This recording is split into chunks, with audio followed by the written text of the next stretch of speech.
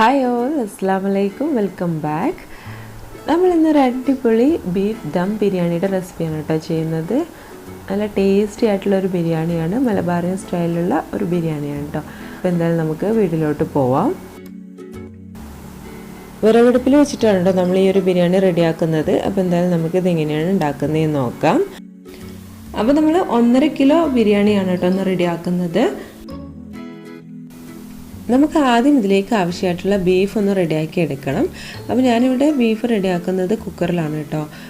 നമുക്ക് അടുപ്പിൽ വേണമെന്നുണ്ടെങ്കിലും റെഡിയാക്കാം. അപ്പോൾ അതിന് വേണ്ടിയിട്ട് ഞാനിവിടെ 1.5 കിലോ ബീഫ് എടുത്തിട്ടുണ്ട്.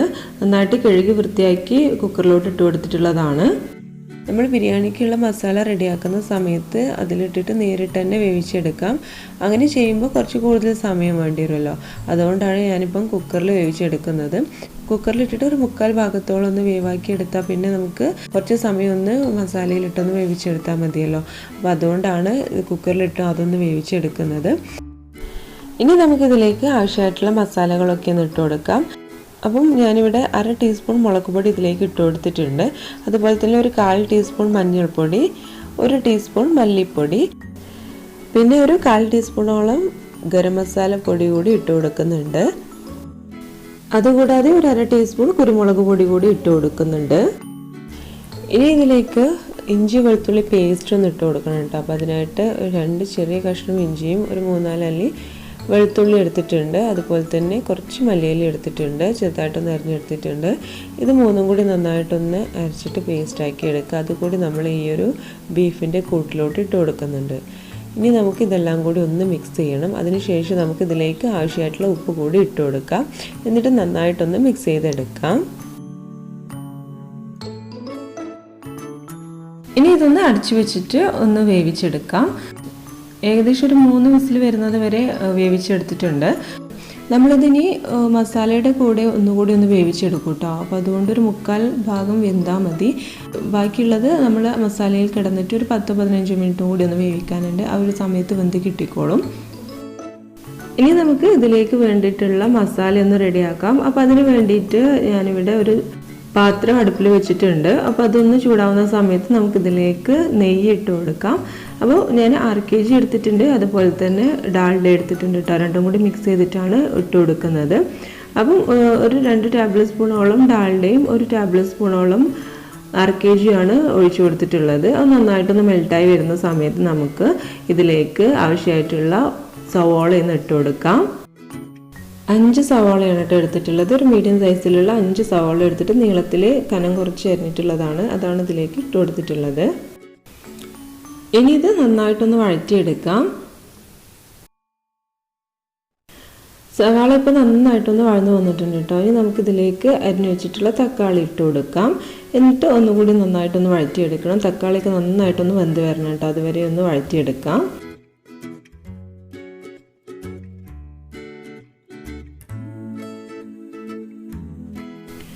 അപ്പോൾ ഒരു 5 മിനിറ്റ് നന്നായിട്ടൊന്ന് മൂടി വെച്ചിട്ട് വേവിച്ചെടുത്തിട്ടുണ്ടായിരുന്നു. അപ്പോൾ അതാ നമ്മുടെ തക്കാളിക്ക് നന്നായിട്ട് കുഴഞ്ഞു വന്നിട്ടുണ്ട് കേട്ടോ. ഈ ഒരു പരുവത്തിൽ നമുക്ക് കിട്ടണം. ഇനി ഇതിലേക്ക് ഇഞ്ചി, വെളുത്തുള്ളി, പച്ചമുളക് ചതച്ചത് ഒന്ന് ഇട്ട് കൊടുക്കണം. അപ്പം ഇഞ്ചി ഒരു ഏകദേശം ഒരു 1/4 കപ്പോളാണ് എടുത്തിട്ടുള്ളത് കേട്ടോ. പേസ്റ്റ് ആക്കിയിട്ട് 1/4 കപ്പ്. അതുപോലെ തന്നെ വെളുത്തുള്ളിയും ചതച്ചിട്ട് 1/4 കപ്പോളാണ് എടുത്തിട്ടുള്ളത്. പിന്നെ പച്ചമുളക് നമ്മളുടെ എരിവിനനുസരിച്ചാണ് കേട്ടോ. ഞാനിവിടെ 4 പച്ചമുളകാണ് എടുത്തിട്ടുള്ളത്. അപ്പോൾ നമ്മൾക്ക് എത്രയാണോ എരിവ് വേണ്ടത് അതിനനുസരിച്ച് ആഡ് ചെയ്ത് കൊടുക്കാം. 4 to 6 വരെ ആഡ് ചെയ്ത് കൊടുക്കാം കേട്ടോ. നമ്മൾ പച്ചമുളക് ചിലത് എരിവുണ്ടാവും, ചിലത് എരിവുണ്ടാവില്ല. അതിനനുസരിച്ചൊന്ന് ആഡ് ചെയ്ത് കൊടുത്താൽ മതി. അപ്പം ആദ്യം ഇഞ്ചി ഒന്ന് ഇട്ടിട്ട് ഒന്ന് അങ്ങ് വഴറ്റിയിട്ട് അതിന് ശേഷം നമുക്ക് വെളുത്തുള്ളി ഇട്ട് കൊടുക്കാം. അതിനുശേഷം നമുക്ക് പച്ചമുളകും ഇട്ട് കൊടുക്കാം. എന്നിട്ട് നന്നായിട്ടൊന്ന് വഴറ്റിയെടുക്കാം. ഈ ഒരു സമയത്ത് ഇതിലേക്ക് ആവശ്യമായിട്ടുള്ള ഉപ്പ് കൂടി ഇട്ട് കൊടുക്കുന്നുണ്ട്.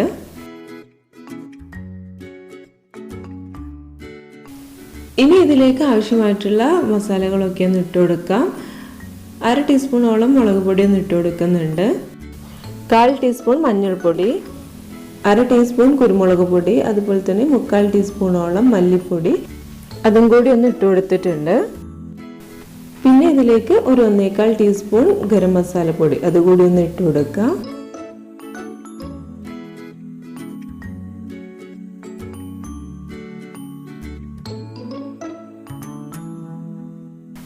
ഇനി ഇതിലേക്ക് ഒരു 1/4 കപ്പോളം തൈര് കൂടി ഒഴിച്ചു കൊടുക്കുക. ഈ സമയത്തിന് നാരങ്ങനീര് വേണമെന്നുണ്ടെങ്കിൽ അത് ഒഴിച്ചു കൊടുക്കുക കേട്ടോ. പക്ഷേ തൈരിന് നല്ല പുളി ഉണ്ടായതുകൊണ്ട് തൈര് മാത്രമേ ഒഴിച്ചു കൊടുക്കുന്നുള്ളൂ. ഇനി ഇതിലേക്ക് മല്ലിയില അതുപോലെ തന്നെ പുതിനയില ചെറുതായി അരിഞ്ഞത് കൂടി ഇട്ട് കൊടുക്കാം. അപ്പോൾ മല്ലിയില കുറച്ച് കൂടുതൽ എടുത്തിട്ടുണ്ട്, പുതിനയില കുറച്ച് എടുത്തിട്ടുള്ളൂ. അപ്പോൾ ഒരു കൈപ്പിടിയിലേറെ കൂടുതൽ എടുത്തിട്ടുണ്ട് കേട്ടോ മല്ലിയില. അതിലൊന്നും കുറച്ച് കുറവാക്കിയിട്ടാണ് പുതിനയില എടുത്തിട്ടുള്ളത്.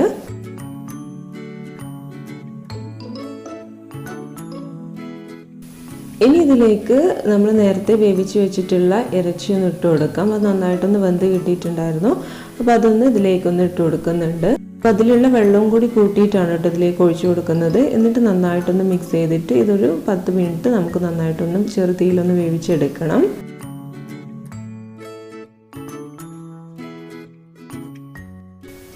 ഈ ഒരു സമയത്തിന് അരി വേവിക്കാനുള്ള വെള്ളം വെച്ചിട്ടുണ്ടായിരുന്നു കേട്ടോ. അപ്പോൾ അത് നന്നായിട്ടൊന്ന് തിളച്ച് വന്നിട്ടുണ്ട്. ഇനി നമുക്കിതിലേക്ക് ആവശ്യത്തിനുള്ള ഉപ്പും അതുപോലെ തന്നെ കുറച്ച് ഗ്രാമ്പു, പട്ട, ഏലക്ക, പിന്നെ ഇതിലേക്ക് ഒരു ഇല കൂടി ഇട്ട് കൊടുക്കുന്നുണ്ട്, സർവ്വസുഗന്ധി എന്ന് പറഞ്ഞിട്ടുള്ള. അതുകൂടി ഒന്ന് ഇട്ട് കൊടുത്തിട്ട് നന്നായിട്ടൊന്ന് തിളപ്പിച്ചെടുക്കുന്നുണ്ട്. നന്നായിട്ടൊന്ന് ഒന്നുകൂടി ഒന്ന് തിളച്ച് വരുന്ന സമയത്ത് നമുക്കിതിലേക്ക് കഴുകി വെച്ചിട്ടുള്ള അരി ഒന്ന് ഇട്ട് കൊടുക്കാം. അപ്പോൾ അരി ഞാൻ മുമ്പേ തന്നെ നന്നായിട്ടൊന്ന് കഴുകി വെള്ളം വാലാൻ വേണ്ടിയിട്ട് മാറ്റി വെച്ചിട്ടുണ്ടായിരുന്നു. അങ്ങനെ വെള്ളം വാർത്തെടുത്തിട്ടുള്ളതാണിത്. ഈ ഒരു അരിയാണ് കേട്ടോ നമ്മളിതിലേക്ക് ഇട്ട് കൊടുക്കുന്നത്. അപ്പം ഇതും 1.5 കിലോ അരിയാണ് ഉള്ളത്. അപ്പോൾ ഇത് മുമ്പേ തന്നെ ഒന്ന് കഴുകി വെച്ചിട്ടുള്ളതായിരുന്നു. അതും നമുക്ക് ഇതിലേക്കൊന്ന് ഇട്ട് കൊടുക്കാം. എന്നിട്ട് നന്നായിട്ടൊന്ന് വേവിച്ചെടുക്കണം.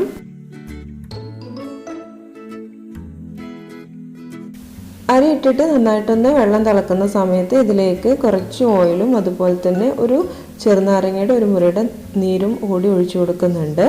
നമ്മുടെ അരി ഒന്ന് വേറിട്ട് കിട്ടാൻ വേണ്ടിയിട്ടാണ് കേട്ടോ. അരി ഒരു 90% വേവായ സമയത്ത് അതൊന്ന് ഊറ്റിയെടുത്തിട്ടുണ്ട്.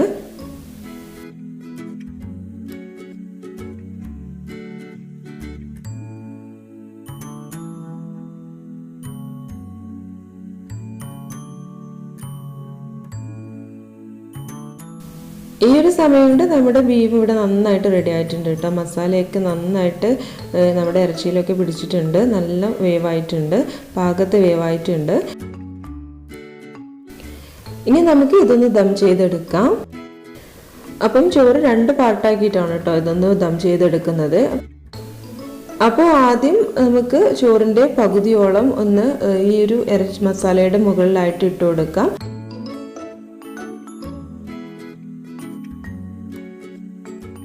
ഇനി ഇതിൻ്റെ മുകളിലായിട്ട് കുറച്ച് കാര്യങ്ങൾ കൂടി നമുക്ക് ഇട്ട് കൊടുക്കാനുണ്ട്. അപ്പോൾ ഗരം മസാല, അതുപോലെ തന്നെ മല്ലിയില, പുതിനയില, സവാള പൊരിച്ചത്, അതുപോലെ തന്നെ അണ്ടിപ്പരിപ്പ്, മുന്തിരി വറുത്തത്, ഈ ഒരു കാര്യങ്ങളാണ് നമ്മൾ ഇതിൻ്റെ മുകളിലായിട്ടൊന്ന് വെതറി കൊടുക്കുന്നത്. അപ്പം സവാള ഒരു 1.5 സവാള നന്നായിട്ടൊന്ന് എണ്ണയിലിട്ട് നന്നായിട്ടൊന്ന് പൊരിച്ചെടുത്തിട്ടുള്ളതാണ്. അപ്പോൾ അത് ഡാൽഡയിലോ ഓയിലോ എന്തിലും വേണമെന്നുണ്ടെങ്കിൽ നമുക്ക് പൊരിച്ചെടുക്കാം. അങ്ങനെ പൊരിച്ചെടുത്തിട്ടുള്ളതാണ്. അപ്പോൾ ഒരു ഗോൾഡൻ ബ്രൗൺ കളറാവുന്ന സമയത്ത് നമുക്ക് അതൊന്ന് വറുത്ത് കോരിയാൽ മതി. പിന്നെ നമ്മൾ മല്ലിയില കുറച്ചൊന്ന് ചെറുതായിട്ട് അരിഞ്ഞതും, അതുപോലെ തന്നെ കുറച്ച് പുതിനയില, വളരെ കുറച്ച് മതി പുതിനയിലയും ചെറുതായിട്ട് അരിഞ്ഞത്, പിന്നെ അണ്ടിപ്പരിപ്പ്, മുന്തിരി നമ്മൾ സവാള വറുക്കുന്ന സമയത്തിന് അതിൻ്റെ ഇട്ടിട്ടൊന്ന് വറുത്തെടുത്താൽ മതി. ഇത്രയും കാര്യങ്ങളാണ് നമ്മൾ ഇതിന് മുകളിലായിട്ട് ഇട്ട് കൊടുക്കുന്നത്. ഇത്ര ഇട്ട് കൊടുത്തതിന് ശേഷം ഇതിന് മുകളിലായിട്ട് കുറച്ച് 6 kg കൂടി ഒന്ന് ഒഴിച്ചു കൊടുക്കുന്നുണ്ട്. ഇനി ഇതിൻ്റെ മുകളിലായിട്ട് ബാക്കിയുള്ള ചോറ് കൂടി ഒന്ന് ഇട്ട് കൊടുക്കാം. അതിനുശേഷം നമ്മൾ ചെയ്ത പോലെ തന്നെ ബാക്കിയുള്ള സവാളയും അണ്ടിപ്പരിപ്പും അതുപോലെ തന്നെ മല്ലിയിലയൊക്കെ ഒന്ന് വെതറി കൊടുക്കുക. അതിന് മുകളിലായിട്ട് 6 kg കൂടി ഒഴിച്ചു കൊടുക്കുക.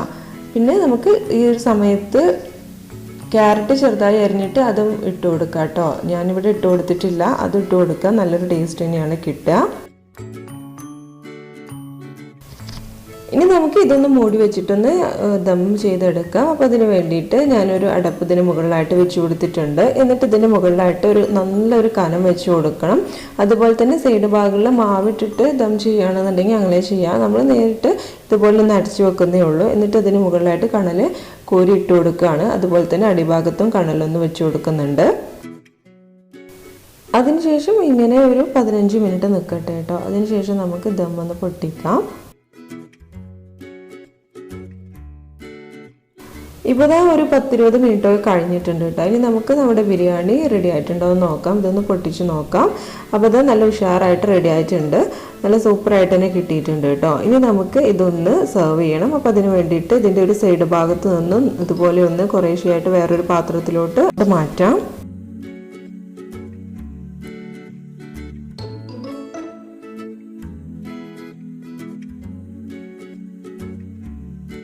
ഇപ്പം റൈസൊക്കെ ഒന്ന് മാറ്റി വെച്ചിട്ടുണ്ട്. ഇനി നമുക്ക് അതിൻ്റെ അടിയിലുള്ള മസാലയൊന്ന് വേറെ പാത്രത്തിലോട്ട് മാറ്റണം.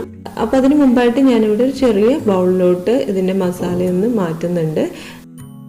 ഇത് നമുക്ക് വേറൊരു പ്ലേറ്റിലോട്ടൊന്ന് സെർവ് ചെയ്യാൻ വേണ്ടിയിട്ടാണ്. അപ്പോൾ കണ്ടില്ല, നമ്മളെ ബീഫൊന്നും ഉടഞ്ഞൊന്നും പോയിട്ടില്ല കേട്ടോ. അടിയിൽ പിടിച്ചിട്ടൊന്നുമില്ല. നല്ല കറക്റ്റായിട്ട് തന്നെ കിട്ടിയിട്ടുണ്ട്. ഇനി നമുക്ക് ഇതിൽ കുറച്ച് റൈസ് കൂടി ഈ ഒരു ബൗളിലോട്ട് ഇട്ട് കൊടുക്കാം. എന്നിട്ട് നന്നായിട്ടൊന്ന് പ്രസ് ചെയ്ത് കൊടുത്തതിന് ശേഷം നമുക്ക് വേറൊരു പ്ലേറ്റിലോട്ട് മാറ്റാം.